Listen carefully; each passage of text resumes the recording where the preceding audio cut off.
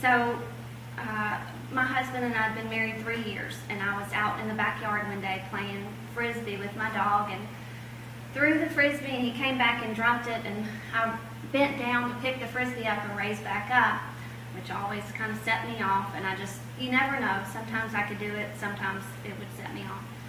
So I raised down to pick the frisbee up, and when I did, I felt all the blackness come over me, and I just couldn't regain consciousness, and I fell face down in the grass, and just this blinding white light came.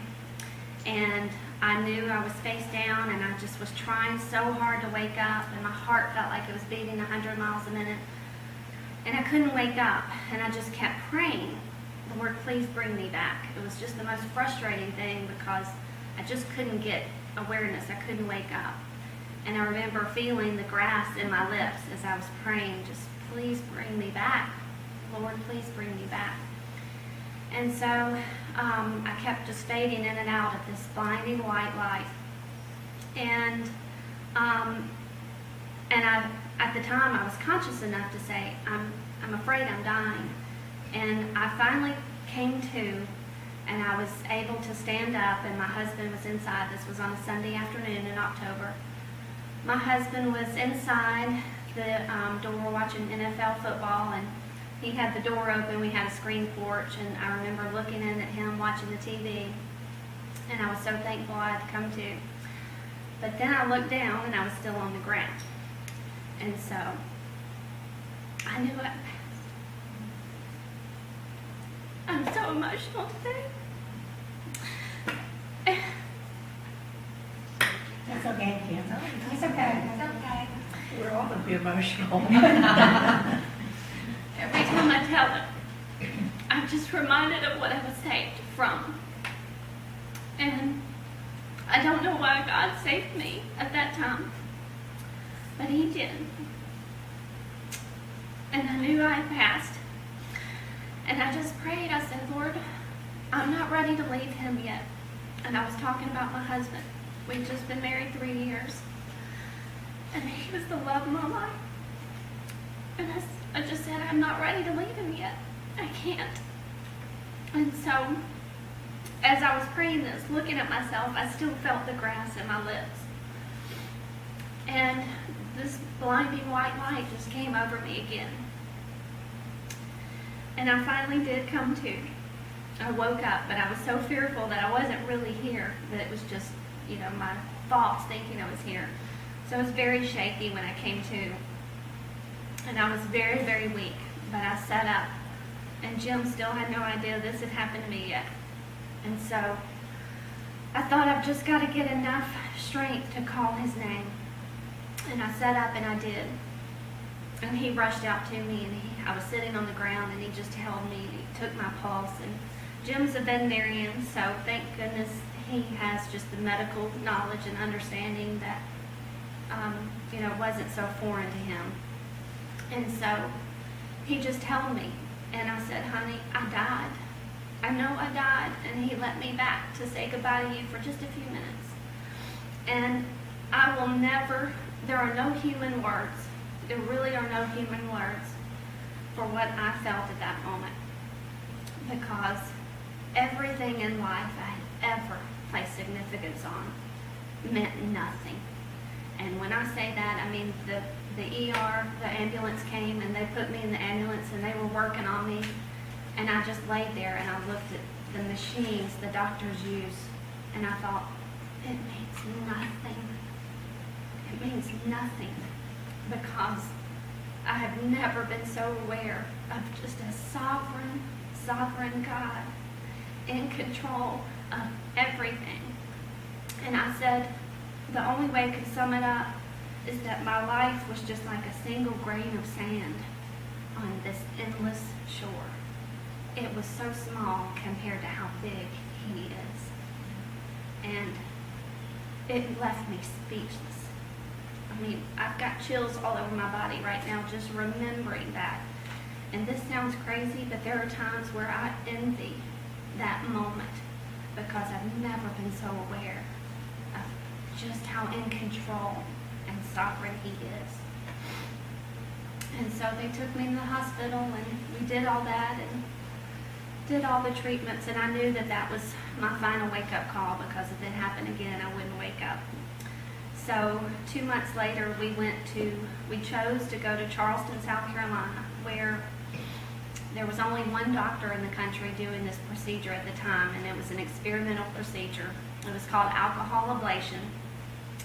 And we went to Charleston, South Carolina, and we had this procedure done. And I remember we hit the road, and Jim grabbed my hand in the car, and he said, "Are you nervous?"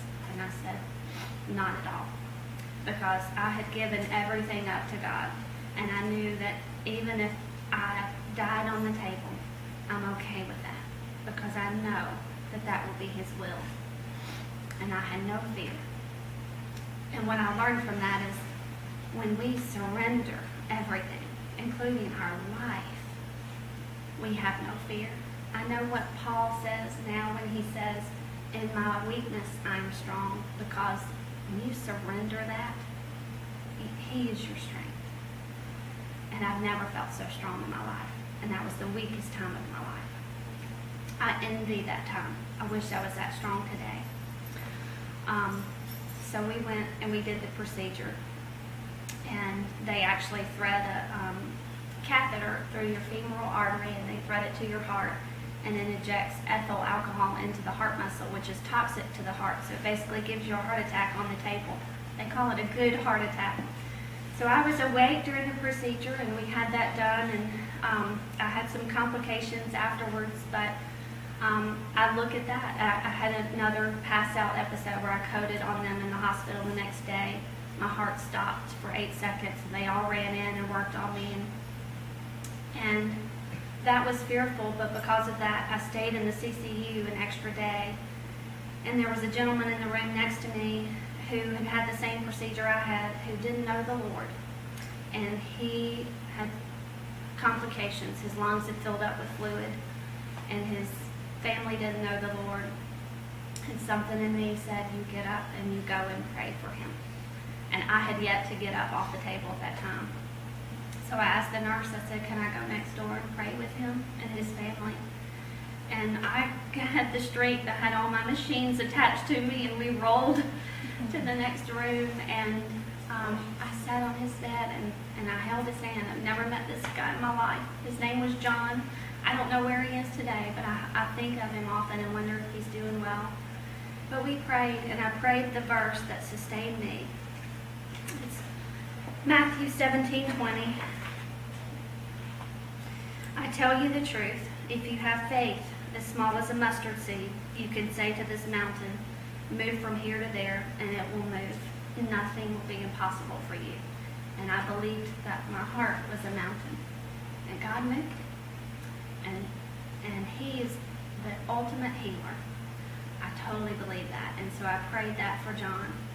And the next day, I was back in the hospital getting ready to leave. I believe it was the next day. And I hear a knock on my door. Well, after I prayed, let me go back and say that after I prayed with him, his father said, "I've never been one to believe, but I believe now."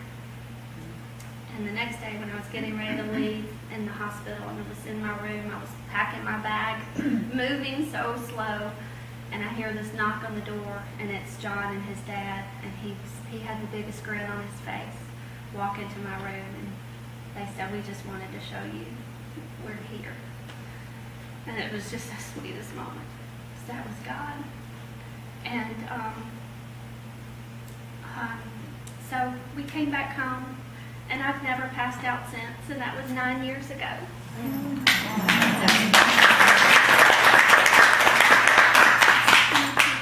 And my heart belongs to God, because He's the one that saved me. And every day is such a gift, and I know that. I remember that moment again where I came to, and I just cherished the breath I took. Every breath was precious. We get so busy in life. I do it too. I'm running around chasing 3-year-old twins, and I get so busy in life, but it was really just about the breath I took. Every second was just a joy, a moment to cherish. And we get so caught up, but that's really what it's all about. Every day is a gift. And the only thing that mattered to me too was the person that I loved right next to me, my husband, my family, all those that love around me is all that mattered. Not success, not, image, anything. It was just about the people you love right next to you. So, we now have, I never thought I would have children because I just didn't think my body could do it, but I'm blessed to have 3-year-old twins. And again, the ironic thing was we weren't even trying to get pregnant. I found out I was pregnant and I got nervous. I did get nervous because I worried about if my body could carry this baby. And we went in to hear the heartbeat and I thought, Lord, just don't let me get so attached to this. If it's your will, it's your will. And instead of getting a heartbeat, we got 2. So then I said, okay, I have no fear now, again, because that's just God. I mean, I'm worried about carrying one baby that He gave me 2, so I knew I'm not going to fear at all. And I had a great pregnancy. And so anyways, that's my story. Every day I think about what He's done. Because tomorrow could be our last. But I just pray that I can get out of the way enough for Him to do His work. I don't know why I'm here, but He brought me here to you. And I trust in that. And that was my prayer before I came. Let me get out of the way so you can work. And I guess my biggest thing, I suffered after my procedure. I suffered for 4 years with